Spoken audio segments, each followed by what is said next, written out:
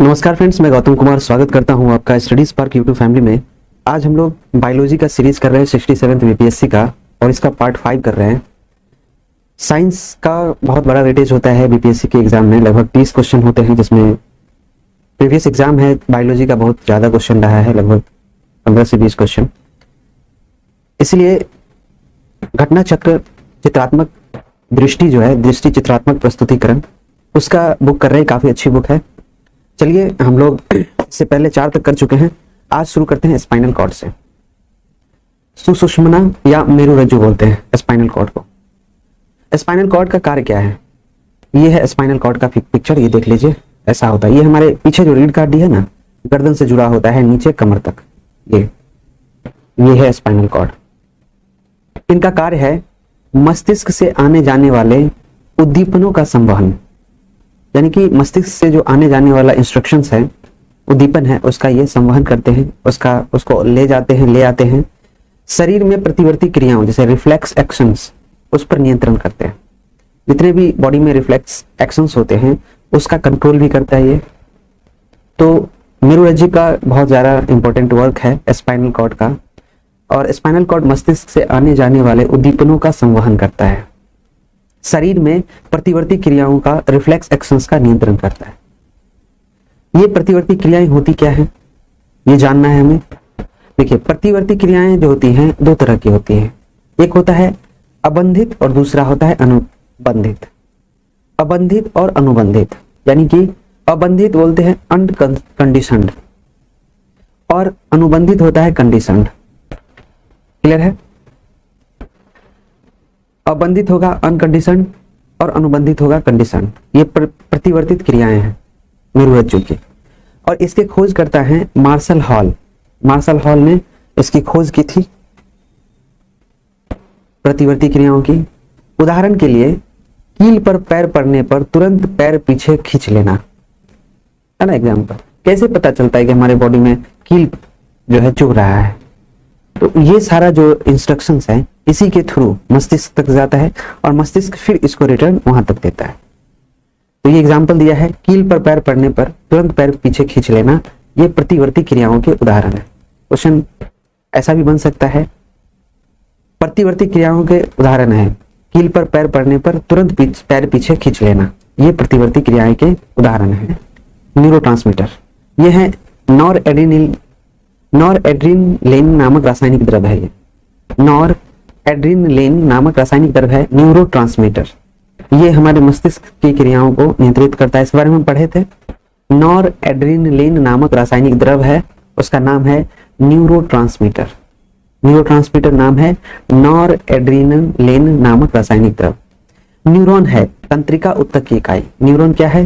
तंत्रिका, तंत्र की इकाई, तंत्रिका उत्तक की इकाई। तंत्रिका उत्तक की इकाई है न्यूरॉन। तंत्रिका कोशिकाओं के अक्ष तंतुओं, एक्सॉन्स एवं डेंड्राइट्स के बीच संपर्क बिंदु है। कहता है तंत्रिका कोशिकाओं के अक्ष तंतुओं के बीच संपर्क बिंदु है युग्मानुबंध या सिनेप्सिस। युग्मानुबंध या सिनेप्सिस तंत्रिका कोशिकाओं के अक्ष तंतुओं के बीच संपर्क बिंदु है। ये तंत्रिका कोशिकाओं के अक्ष तंतु क्या होते हैं? ये हैं एक्सॉन्स एवं डेंड्राइट्स। एक्सॉन्स एवं डेंड्राइट्स तंत्रिका कोशिकाओं के अक्ष तंतु हैं, जिनके बीच संपर्क का बिंदु है, उसको कहते हैं युग्मानुबंध या सिनेप्सिस। ओके, अब हम लोग बात करते हैं परिधीय तंत्रिका तंत्र, पेरिफेरल नर्वस सिस्टम। परिधीय तंत्रिका तंत्र, क्रेनियल नर्वस, कपाल तंत्रिकाएं, इसको परिधीय तंत्रिका तंत्र बोलते हैं। ये कपाल तंत्रिकाओं के पिक्चर है, देख लीजिए, ऐसा होता है। ये जो है कपाल तंत्रिकाएं, ये मस्तिष्क से जुड़ी हुई तंत्रिकाएं हैं। इससे मस्तिष्क से जुड़ी हुई तंत्रिकाएं हैं और इसकी संख्या 12 होती है, 12 जोड़ी। क्लियर? इसकी संख्या कितनी होती है? 12 जोड़ी। ओके, कार्य जो होता है इसका, पहली, दूसरी तथा 8वीं जोड़ी संवेदी होती है, सेंसरी होती है। ओके, कपाल तंत्रिका मस्तिष्क से जुड़ी हुई तंत्रिकाएं हैं, इनकी संख्या 12 होती है और इनका कार्य है पहली, दूसरी तथा 8वीं जोड़ी संवेदी होती है ये। ओके, शेष मिश्रित यानी संवेदी तथा चालक मोटर होता है। तो ये संख्या जो 12 जोड़ी होती है, इसमें से पहली जोड़ी, दूसरी और 8वीं जोड़ी जो होती है ये सेंसरी होती है, और जितना भी शेष बचता है तीसरा, चौथा, पांचवा, छठा, सातवां, 9वां, 10वां, 11वां, 12वां, ये सब मोटर होता है, चालक होता है, संवेदी तथा चालक होता है। तो एकदम सेंसिटिविटी का जो काम करता है वो पहली जोड़ी, दूसरी और 8वीं, पहली, दूसरी और 8वीं जोड़ी जो होती है कपाल तंत्रिकाओं के, जो मस्तिष्क से जुड़ी तंत्रिकाएं हैं, वो सेंसरी होती है, एकदम सेंसिटिव जो भी वर्क है वो सेंसरी वो करता है। और शेष जितना भी बचता है, जैसे 3, 4, 5, 6, 7, 9, 10, 11 और 12, ये सब जो होती हैं मोटर का कार्य करती है, चालक का कार्य करती है। शेष मिश्रित यानी संवेदी या चालक मोटर होती है। मेरुरज्जु तंत्रिकाएं जो हैं, स्पाइनल नर्व्स, ये मेरुरज्जु से जुड़ी तंत्रिकाएं हैं। मेरुरज्जु ये है और ये उसकी तंत्रिकाएं हैं, मेरुरज्जु तंत्रिकाएं, और ये मेरुरज्जु से स्पाइनल कॉर्ड से जुड़ी होती है। स्पाइनल कॉर्ड से जुड़ी होती हैं स्पाइनल नर्व्स, ठीक है, और इनकी संख्या 31 होती है। स्पाइनल नर्व्स की संख्या कितनी होती है? 31। और इनका कार्य क्या है? हाथ पैर की पेशियों, त्वचा, ज्ञानेंद्रियों आदि को मेरुरज्जु से जोड़ना। तो स्पाइनल नर्व्स का काम है स्पाइनल कॉर्ड के साथ जोड़ना, और जितना भी हाथ पैर की पेशी है, त्वचा या ज्ञानेंद्रिय जितना भी है, उन सभी को मेरुरज्जु से जोड़ता है ये मेरुरज्जु तंत्रिका। हमें याद रखना है ये मेरुरज्जु से जुड़ी हुई तंत्रिकाएं होती है, स्पाइनल नर्वसेस, और इनकी संख्या 31 होती है। वहीं पे अगर बात करें परिधीय तंत्रिका तंत्र की, तो ये 12 जोड़ी होती है, 12 जोड़ी। और इनका कार्य क्या है? मेरुरज्जु तंत्रिका के हाथ पैर की पेशियां, त्वचा, ज्ञानेंद्रियां आदि को मेरुरज्जु से ये जोड़ती है। क्लियर है? अब बात करते हैं स्वायत्त तंत्रिका तंत्र की, ऑटोनॉमिक नर्वस सिस्टम की। ये ऑटोनॉमिक है, स्वायत्त है। ये होती है अनुकंपी तंत्रिका तंत्र। ऑटोनॉमिक नर्वस सिस्टम जो होती है वो होती है अनुकंपी तंत्रिका तंत्र, जिनको इंग्लिश में सिंपैथेटिक नर्वस सिस्टम कहा जाता है। सिंपैथेटिक नर्वस सिस्टम, इनका कार्य क्या है? देखिए, कार्य है सिंपैथेटिक नर्वस सिस्टम का, अनुकंपी तंत्रिका तंत्र का, श्वेत ग्रंथियों से स्राव होता है। ये अनुकंपी तंत्रिका तंत्र, श्वेत ग्रंथियों से इनका स्रावन होता है। आंखों की पुतलियां फैलती हैं अनुकंपी तंत्रिका तंत्र के द्वारा। इनका कार्य है आंखों की पुतलियां फैलाना, हृदय स्पंदन को तेज करना, हृदय की धड़कन जो होती है उसको बढ़ाती है, ये तेज करती है। रक्त में शर्करा बढ़ाना, यानी कि अगर ब्लड में ग्लूकोज की कमी है तो उसको ये बढ़ाती है अनुकंपी तंत्रिकाएं। लार ग्रंथियों का स्राव कम करना, ये लार ग्रंथियां अगर मुंह में अधिक हो रही हैं, बन रही हैं, तो उसको कंट्रोल करता है, कम करता है। और बाल खड़े होना अनुकंपी तंत्रिका तंत्र के उदाहरण है, और इनका कार्य है, जैसे कभी देखते हैं रोम रोम खड़ा हो जाता है, सारा बाल बॉडी का रोम, रोआ बोलते हैं ना गांव घर में, खड़ा हो जाता है। वही बाल खड़े होने के लिए ये जो रोआ शरीर में खड़ा हो जाता है, उसके लिए उत्तरदायी है अनुकंपी तंत्रिका तंत्र। इसके सामूहिक प्रभाव से भय, पीड़ा तथा क्रोध की अनुभूति होती है। मतलब हम अनुकंपी तंत्रिका तंत्र के वजह से, इसके जो पूरा सामूहिक प्रभाव है, इसके ग्रुप इफेक्ट जो हैं, उससे हमें अनुकंपी तंत्रिका तंत्र के वजह से भय होता है, पीड़ा होता है, मतलब दुख का अनुभव होता है, क्रोध भी आता है, गुस्सा आता है, उसके लिए उत्तरदायी है अनुकंपी तंत्रिका तंत्र। तो इसका काम कितना है देख रहे हैं, ये 7 वर्क हैं इनके, वो काफी इंपॉर्टेंट है। श्वेत ग्रंथियों का स्राव करती है, आंखों की पुतलियां फैलाती हैं अनुकंपी तंत्रिका तंत्र, हृदय स्पंदन को, हृदय की धड़कन को तेज करती है, और ब्लड में ग्लूकोज की मात्रा को बढ़ाती है, लार ग्रंथियों का स्रावन कम करती है, बाल खड़े होने के लिए उत्तरदायी है, और अनुकंपी तंत्रिका तंत्र के सामूहिक प्रभाव से भय, पीड़ा, दुख, क्रोध, इस सब का अनुभव होता है। अब हम लोग बात करते हैं परानुकंपी तंत्रिका तंत्र के, पैरासिस्टमेटिक नर्वस सिस्टम, परानुकंपी तंत्रिका तंत्र। इनके कार्य क्या है? देखिए, इनका कार्य है आंखों की पुतलियां सिकोड़ना, ठीक उसका अपोजिट। अनुकंपी में क्या होता है? अनुकंपी तंत्रिका तंत्र में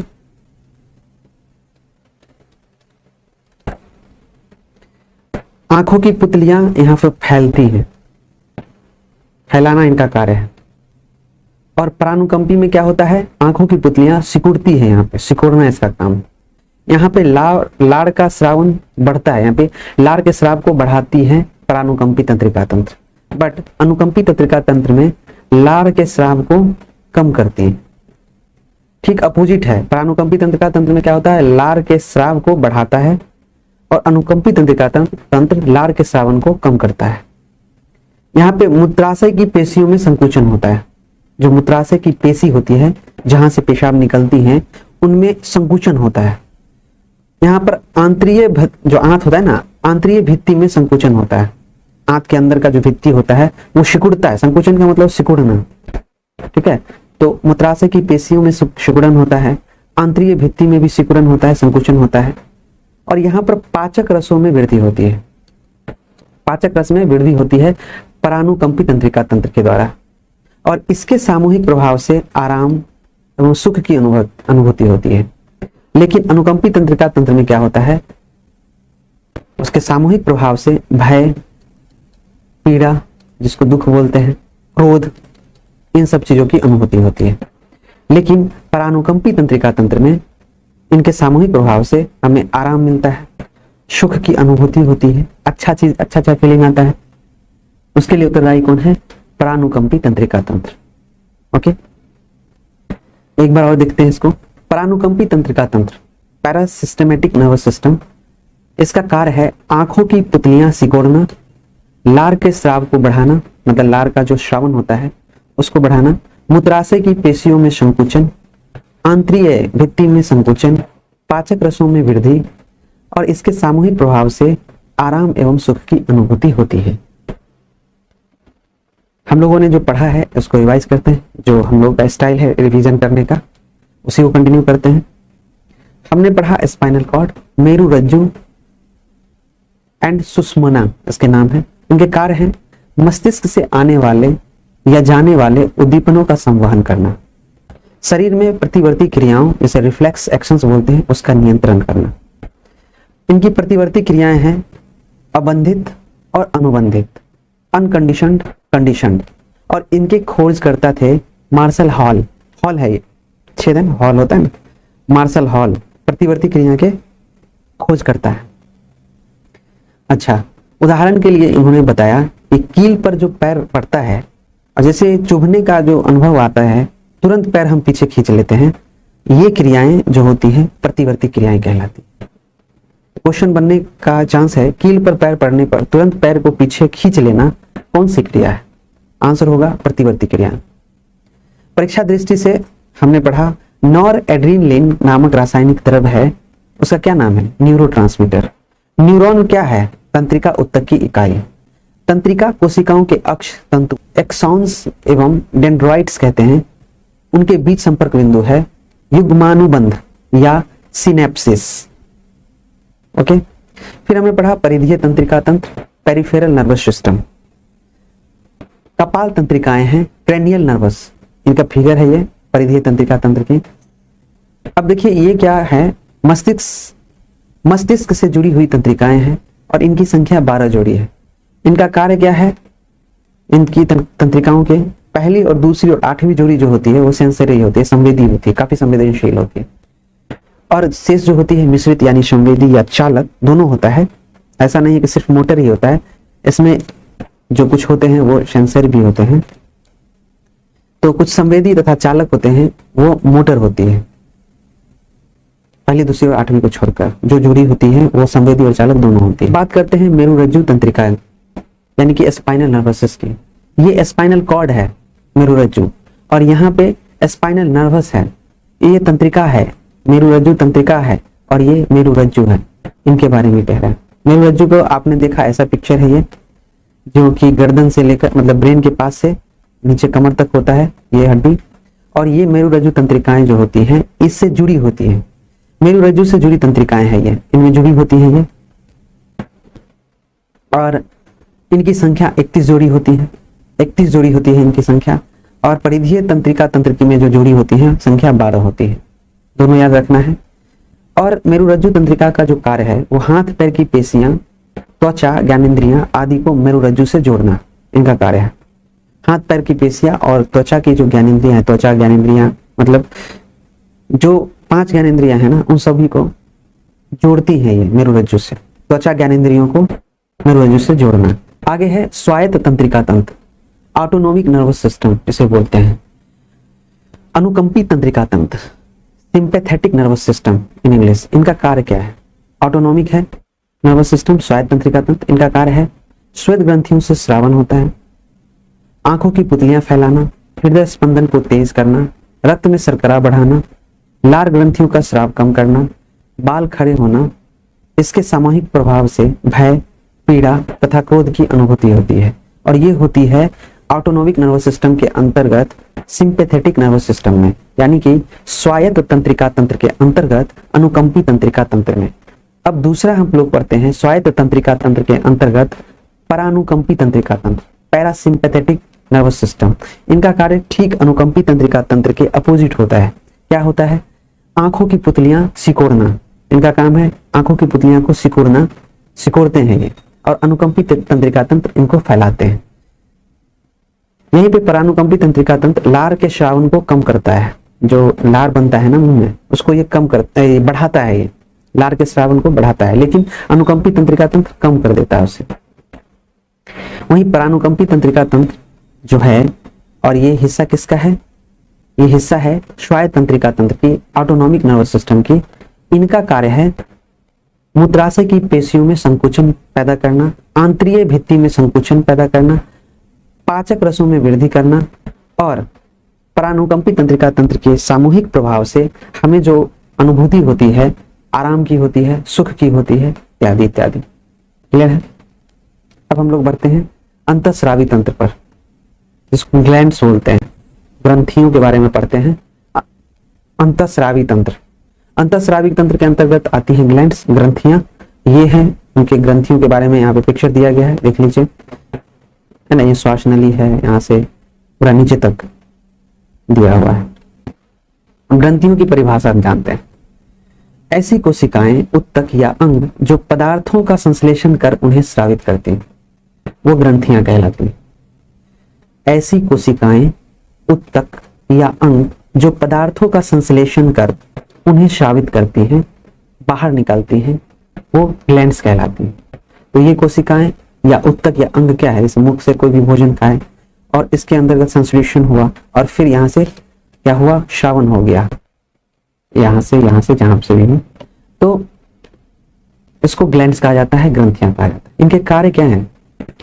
शरीर के लिए आवश्यक पदार्थों का श्रावण, सिक्रेशन। अब शरीर को कुछ चीजों का आवश्यकता होती है, कुछ अम्ल का, कुछ पाचक रस का, ये सब जो पदार्थ निकलते हैं हमारे बॉडी में, जो सिक्रेशन होता है, यही कार्य है ग्लैंड्स का, ग्रंथियां का। शरीर के लिए जो आवश्यक पदार्थ हैं उनका श्रावण करते हैं, ये सिक्रेशन करते हैं। ये 3 तरह की होती है ग्लैंड्स। कितने तरह की होती है? 3 तरह की। एक होता है बहिःस्रावी ग्रंथि, दूसरा होता है अंतःस्रावी ग्रंथि, और तीसरा होता है मिश्रित ग्रंथि, यानी कि एक्सोक्राइन ग्लैंड्स, इंडोक्राइन ग्लैंड्स और मिक्स्ड ग्लैंड्स। बहिःस्रावी ग्रंथि जो होती है वो होती है नलिका युक्त ग्रंथि, जिसको डक्ट ग्लैंड्स भी बोलते हैं। बहिःस्रावी ग्रंथि के अंतर्गत एंजाइम का श्रावण होता है, एंजाइम निकलते हैं। इसका उदाहरण है श्वेत ग्रंथि, लार ग्रंथि आदि। ये क्या है? बहिःस्रावी ग्रंथि। 3 याद करके रखना है हमें। 3 क्या है ये? नलिका ग्रंथि जो होती है, नलिका युक्त ग्रंथि, एंजाइम का श्रावण होता है बहिःस्रावी ग्रंथि में, और इसके उदाहरण है श्वेत ग्रंथि और लार ग्रंथि। वहीं बात करें अंतःस्रावी ग्रंथि की, इंडोक्राइन ग्लैंड्स की, तो इंडोक्राइन ग्लैंड्स होते हैं नलिका विहीन ग्रंथि, इसमें नलिका नहीं होती है, डक्टलेस ग्लैंड होता है, ये नलिका नहीं होती है, तो नलिका विहीन होती है। हार्मोन का श्रावण होता है। देखिए, बहिःस्रावी ग्रंथि में एंजाइम का श्रावण होता है, एंजाइम निकलता है यहाँ पर, लेकिन अंतःस्रावी ग्रंथि में क्या होता है? हार्मोन्स निकलते हैं, और ये नलिका विहीन ग्रंथि होती है। हार्मोन का श्रावण होता है, हार्मोन बनता है, हार्मोन निकलता है यहाँ से। उसका उदाहरण है पीयूष ग्रंथि, अवट्टु ग्रंथि, थायराइड ग्रंथि, थायराइड ग्लैंड्स। जिसको अवट्टु ग्रंथि भी बोलते हैं इत्यादि। क्वेश्चन पूछ सकता है अंतःस्रावी ग्रंथि के अंतर्गत कौन से हार्मोन का स्रावन होता है या कौन कौन सा ग्रंथि आती है, तो हो जाएगा पीयूष ग्रंथि, थायराइड ग्लैंड्स इत्यादि या अवट्टु ग्रंथि। ओके, तो यहाँ भी 3 है अंतःस्रावी ग्रंथि में, एंडोक्राइन ग्लैंड्स में। ये नलिका विहीन ग्रंथि है, हार्मोन का स्रावन होता है। और उदाहरण के लिए अंतःस्रावी ग्रंथि का उदाहरण है पीयूष ग्रंथि, अवट्टु ग्रंथि इत्यादि। अब हम लोग बात करते हैं मिक्स्ड ग्लैंड्स की, मिश्रित ग्रंथि की। ये बहिस्रावी एवं अंतःस्रावी दोनों प्रकार के उत्तक एवं कोशिकाएं हैं। ठीक है, मिश्रित ग्रंथि क्या है? बहिस्रावी और अंतःस्रावी का ये मिक्सचर है, इसका मिक्सचर है ये। बहिस्रावी एवं अंतःस्रावी दोनों प्रकार के उत्तक एवं कोशिकाएं होती हैं इनमें, और इसका उदाहरण है अग्नाशय। अग्नाशय के बारे में आपने पढ़ा है। यहाँ पर दोनों तरह का जो होता है उत्तक एवं कोशिकाएं होती हैं, और उसका उदाहरण है अग्नाशय। अब हम लोग एक एक ग्लैंड्स को पढ़ते हैं। ठीक है, यहाँ पर बताया गया है, देखिए पिट्यूटरी ग्लैंड्स, पीयूष ग्रंथि जिसको बोलते हैं। ये देखिए ब्रेन है हमारा, कितना अच्छा ब्रेन, और इस ब्रेन के पास जो यहाँ पर होता है छोटा सा, इसको यहाँ पर खोलकर दिखाएगा, यही है पीयूष ग्रंथि। पिट्यूटरी ग्रंथि बोलते हैं इसको इंग्लिश में। पीयूष ग्रंथि का पिक्चर है यहाँ पे, ये ब्रेन के पास होता है। इसका अन्य नाम होता है मास्टर ग्रंथि। इस पीयूष ग्रंथि का क्या नाम होता है? मास्टर ग्रंथि। और हाइपोफाइसिस सेरिब्राई है मास्टर ग्रंथि, हाइपोफाइसिस सेरिब्राई है ये, और ये नियंत्रण करता है हाइपोथैलेमस। पीयूष ग्रंथि का मास्टर है हाइपोथैलेमस, पीयूष ग्रंथि का मास्टर है। हाइपोथैलेमस किस लिए उत्तरदायी होता है? आप जानते हैं ताप नियंत्रण के लिए, इसको विस्तार से पढ़ा भी हमने। हाइपोथैलेमस वजन जो होता है इसका, वो होता है 0.5 to 1 ग्राम। इसका वजन मात्र इतना ही होता है, 0.5 to 1 ग्राम। व्यास होता है 1 से 1.5 सेंटीमीटर। व्यास क्या होता है पीयूष ग्रंथि का? 1 से 1.5 सेंटीमीटर। और इसकी जो अवस्थिति होती है, कहाँ पाए जाते हैं? कपाल की स्फेनाइड हड्डी में। जो कपाल है ना मानव का, या जो भी कपाल है, उसके स्फेनाइड हड्डी में ये पाई जाती है। यहाँ पर दिखाया गया है, देखो यहाँ पर है। तो कपाल का जो हड्डी है उसको स्फेनाइड हड्डी बोलते हैं, वहीं पे ये पाया जाता है। चलिए डेप्थ में हम लोग पढ़ रहे हैं। अब हम लोग जानते हैं कि जो पीयूष ग्रंथि है, ये जो पीयूष ग्रंथि है, इससे जो निकलती है हार्मोन्स, जो स्रावन होता है हार्मोन्स का, वो कौन कौन सी है? तो पीयूष ग्रंथि से स्रावित हार्मोन्स है TSH hormone, TSH hormone, ACTH hormone, ACTH hormone, और सोमेटोट्रोपिन हार्मोन, सोमेटोट्रोपी हार्मोन। 3 हो गया। उसके बाद चौथा है LTH hormone, LTH hormone, ADH hormone, okay, GTH hormone. हमें कितना याद रखना है? 1 GTH, 2 ADH, तीसरा LTH, चौथा सोमेटोट्रोपिन हार्मोन, पांचवा ACTH हार्मोन, और छठा TSH हार्मोन। एक TSH हार्मोन है जिसका पूरा नाम होता है थायराइड स्टिमुलेटिंग हार्मोन। TSH का फुल नेम क्या है? Thyroid stimulating hormone. और इसका कार्य क्या है? इसका कार्य है थायराइड ग्रंथि को थायरॉक्सिन हार्मोन के स्रावन के लिए प्रेरित करना। थायराइड ग्रंथि जो होती हैं उसमें थायरॉक्सिन हार्मोन के स्रावन के लिए ये प्रेरित करती है पीयूष ग्रंथि। और जानते हैं थायरॉक्सिन हार्मोन जो थायराइड ग्रंथि है ना, अगर ये नहीं बनेगा, वहां पे इसका स्रावन नहीं होगा, तो मनुष्य को गलकंठ बीमारी हो जाएगी। पुराने जमाने में देखते होंगे गला बड़ा हो जाता ना, गला के पास बहुत बड़ा हो जाता था, घेर लटक जाता था, उसी को बोलते थे। और ये TSH हार्मोन की कमी के कारण होता था। थायरॉक्सिन हार्मोन के स्रावन नहीं होने के कारण ये बीमारी हो जाती थी। अब हम लोग पढ़ते हैं ACTH हार्मोन को। ACTH हार्मोन का पूरा नाम है एड्रीनोकोर्टिकोट्रोपिक, एड्रीनोकोर्टिकोट्रोपिक हार्मोन। अच्छा, ये क्या है इनके कार्य? एड्रिनल कॉर्टेक्स से होने वाले स्राव का नियंत्रण करते हैं। एड्रिनल कॉर्टेक्स से जो स्रावन होता है उसका नियंत्रण करता है ACTH हार्मोन, और कॉर्टिसोल हार्मोन का स्रावन जो निकलता है उसका नियमन करता है। एड्रिनल कॉर्टेक्स से होने वाले बहाव या स्राव का नियंत्रण करता है और कॉर्टिसोल हार्मोन के स्राव का नियमन करता है। कॉर्टिसोल हार्मोन का बहाव का नियमन करता है।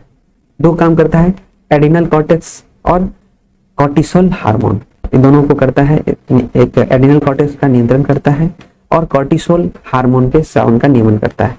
अब हम लोग बात करते हैं सोमेटोट्रोपिन हार्मोन की।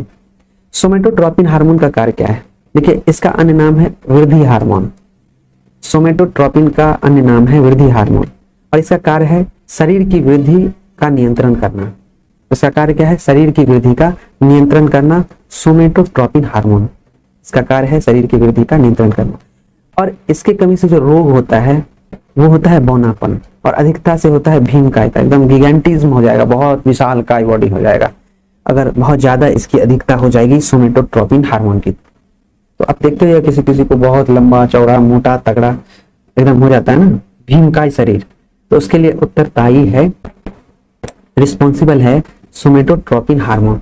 तो अब आप समझ जाइएगा, किसी को भी देखिएगा भीमकाय शरीर तो बोलिएगा ओ तुम्हारे शरीर में सोमेटोट्रोपिन हार्मोन है जी, बहुत श्रावण हो रहा है बॉडी में, सोमेटोट्रोपिन कंट्रोल करो इसको, ये उत्तरदायी है। तुम्हारा शरीर जो इतना भीमकाय है, बड़ा है, विशाल है ना, ये हार्मोन की वजह से है, सोमेटोट्रोपिन की वजह से। और कोई आदमी अगर आपको बौना दिखता है, छोटा दिखता है, डॉर्फिज्म दिखता है, तो आप समझ जाइएगा इसके शरीर में सोमेटोट्रोपिन का कमी है, इसलिए बौना है। उसको बढ़ाए, अगर सोमेटोट्रोपिन हार्मोन बढ़ जाए उसके बॉडी में तो बौनापन खत्म हो जाएंगे। तो देखते हैं ना, दवा भी एक आता है लंबा होने वाला जो, तो उसका काम क्या होता होगा दवा का? तो उसका काम यही होता होगा, जैसे ही दवा लोग खाता होगा तो सोमेटोट्रोपिन हार्मोन का स्रावन करने लगता होगा, वो दवा के जरिए इसका स्रावन शरीर में अधिकता बढ़ाने लगता होगा वो दवा, तो धीरे धीरे थोड़ा सा बौनापन से बाहर आता होगा। लेकिन ऐसा कहीं प्रमाण मिला नहीं है, बट पता चल गया है कि सोमेटोट्रोपिन हार्मोन उत्तरदायी है शरीर के वृद्धि के लिए। अगर अधिकता हो जाएगी तो शरीर बड़ा हो जाएगा, भीमकाय, और कमी हो गई तो बौनापन हो जाएगा। अब हम लोग पढ़ते हैं एलटीएच हार्मोन के बारे में, जिसको ल्यूटोट्रोपिक हार्मोन बोलते हैं। एलटीएच का फुल फॉर्म है ल्यूटियोट्रोपिक हार्मोन, अन्य नाम है दुग्धजनक हार्मोन। और एलटीएच हार्मोन उत्तरदायी है दूध के लिए, दूधजनक हार्मोन भी बोला जाता है इसका। इसका कार्य क्या है? शिशु हेतु स्तनों से दूध का स्रावन। तो ये महिलाओं में होता है, और महिलाएं जब बच्चे को जन्म देती हैं तो उनके स्तनों में ये दूध का श्रावण होने लगता है, और उसके लिए उत्तरदायी है एलटीएच हार्मोन, ल्यूटियोट्रोपिक हार्मोन। इसका दूसरा नाम है दूधजनक हार्मोन। अब हम लोग बात करते हैं एडीएच, एंटी ड्यूरेटिक हार्मोन। इसका दूसरा नाम है अर्जिनिन वैसोप्रेसिन। एडीएच का फुल फॉर्म है एंटी ड्यूरेटिक हार्मोन, दूसरा नाम है इसका arginine vasopressin. Arginine vasopressin ADH का दूसरा नाम, अर्जिनिन वैसोप्रेसिन, ये है ना, ये मूत्ररोधी हार्मोन है। ये कौन सा हार्मोन है? एडीएच, मूत्ररोधी हार्मोन। और इसका संश्लेषण होता है हाइपोथैलेमस में।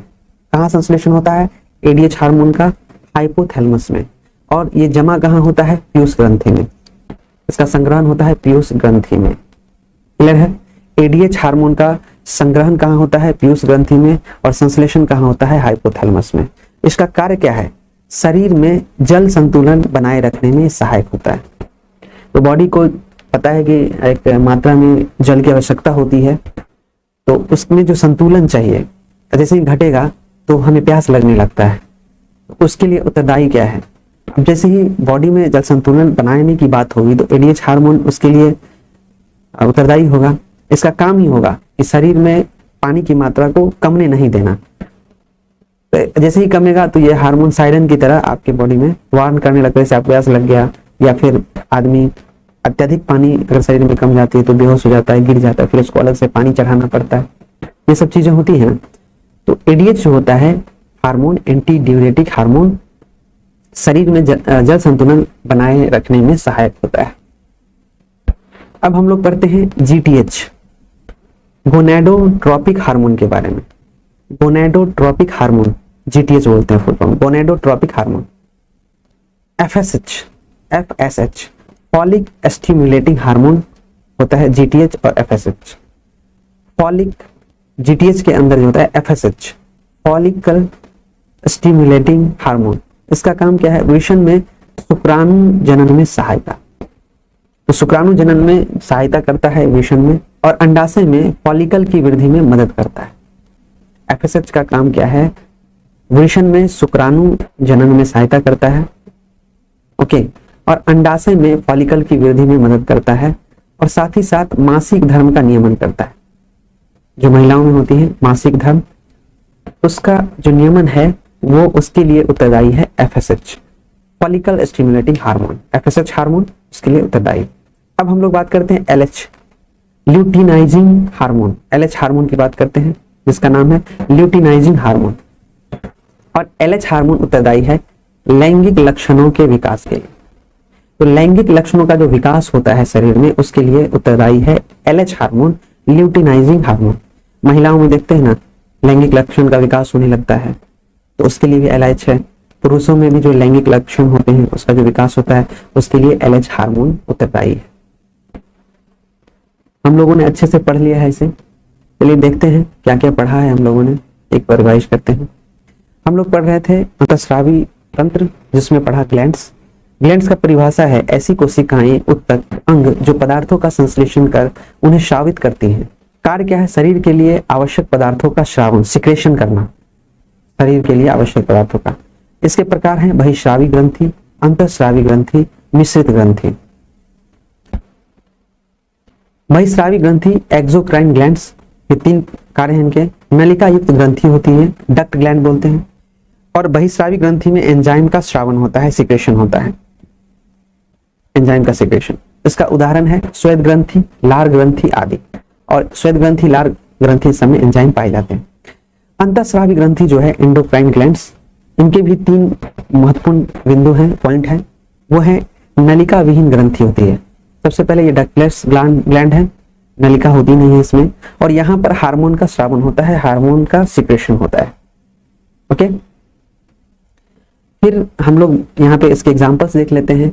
वो है पीयूष ग्रंथि, हार्मोन का श्रावण पीयूष ग्रंथि में होता है, अवट्टु ग्रंथि में होता है, थायराइड ग्लैंड्स में। थर्ड है मिक्स्ड ग्लैंड्स, मिश्रित ग्रंथि, और ये जो है बहिःस्रावी एवं अंतःस्रावी दोनों प्रकार के उत्तकों एवं कोशिकाओं का उदाहरण है। और इसके एग्जाम्पल है अग्नाशय, पैंक्रिया, जहां पर बहिःस्रावी एवं अंतःस्रावी दोनों प्रकार के उत्तक एवं कोशिकाएं मौजूद होते हैं। क्लियर है। अब हम लोग बात करते हैं पीयूष ग्रंथि की, पिट्यूटरी ग्लैंड्स की। ये पिट्यूटरी ग्लैंड्स होती है मानव मस्तिष्क में, देख लीजिए यहाँ पे पिक्चर के जरिए, यहाँ पे हड्डी के बीच में है ये, और इसका बड़ा सा पिक्चर यहाँ पे दिया हुआ है। इस पीयूष ग्रंथि का, पिट्यूटरी ग्लैंड्स का अन्य नाम है मास्टर ग्रंथि। ये मास्टर है, एकदम मास्टरपीस है, सब कुछ करता है ये। और यहाँ पे हाइपोफाइसिस सेरिब्राई है इसमें, और इसके नियंत्रण करता हाइपोथैलेमस है। हाइपोथैलेमस पीयूष ग्रंथि का मास्टर है, यही पिट्यूटरी ग्लैंड्स को कंट्रोल करता है, हाइपोथैलेमस। और इसका जो वजन होता है 0.5 से 1 ग्राम के बीच, 0.5 ग्राम से 1 ग्राम के बीच। इसका व्यास होता है 1 से 1.5 सेंटीमीटर का, और इसकी अवस्थिति होती है कपाल की स्फेनाइड हड्डी में, ये हम पढ़ चुके हैं। अब आगे हम लोग पढ़ते हैं पीयूष ग्रंथि से स्रावित हार्मोन्स, और यहाँ से जो निकलता है वो TSH हार्मोन, जिसको थायराइड स्टिमुलेटिंग हार्मोन बोलते हैं। और इनका कार्य होता है थायराइड ग्रंथि को थायरॉक्सिन हार्मोन के स्रावन के लिए प्रेरित करना। फिर हम लोग पढ़े ACTH हार्मोन, इसको एड्रीनोकॉर्टिकोट्रोपिक हार्मोन कहते हैं। एड्रीनल कॉर्टेक्स से होने वाले स्राव सिक्रेशन का नियंत्रण करता है। एड्रीनल कॉर्टेक्स से जो सिक्रेशन होता है उसको कंट्रोल करता है, और कॉर्टिसोल हार्मोन के सिक्रेशन का नियमन करता है। एड्रीनल और कॉर्टिसोल, ये याद रखना है, ACTH हार्मोन। फिर हम लोगों ने पढ़ा सोमैटोट्रोपिन हार्मोन, इसका दूसरा नाम है वृद्धि हार्मोन। इसका कार्य है शरीर की वृद्धि का नियंत्रण करना। अगर इसकी अधिकता होती है तो शरीर गिगैंटिक हो जाता है, भीमकायता हो जाता है, यानी बहुत लंबा चौड़ा तगड़ा बड़ा, और कमी से बौनापन हो जाता है, ड्वार्फिज्म बोलते हैं इसको, ड्वार्टिज्म बोलते हैं बौनापन, ड्वार्टिज्म। अब LTH हार्मोन की बात करते हैं, इसको ल्यूटोट्रोपिक हार्मोन बोलते हैं। इसका दूसरा नाम है दूधजनक हार्मोन। LTH हार्मोन की वजह से महिलाओं में दूध उत्पन्न होता है, और इसका कार्य है शिशु हेतु स्तनों से दूध का श्रावण। LTH हार्मोन की वजह से ही स्तनों से दूध निकलती हैं और शिशु के लिए वो जरूरी है, क्योंकि शिशु का पान है वो शिशु भोजन करते हैं। एडीएच के बारे में हम लोग बात करते हैं। एंटी ड्यूरेटिक हार्मोन, इसका अन्य नाम है अर्जिनिन वैसोप्रेसिन। अर्जिनिन वैसोप्रेसिन ये मूत्ररोधी हार्मोन है। एडीएच हार्मोन मूत्ररोधी हार्मोन है। संश्लेषण इसका होता है हाइपोथैलेमस में और संग्रहण जमा होती है ये पीयूष ग्रंथि में। एडीएच हार्मोन का कार्य है शरीर में जल संतुलन बनाए रखने में सहायक। अब हम लोग बात करते हैं जीटीएच गोनाडोट्रोपिक हार्मोन, उसमें होते हैं एफएसएच फॉलिकल स्टिमुलेटिंग हार्मोन।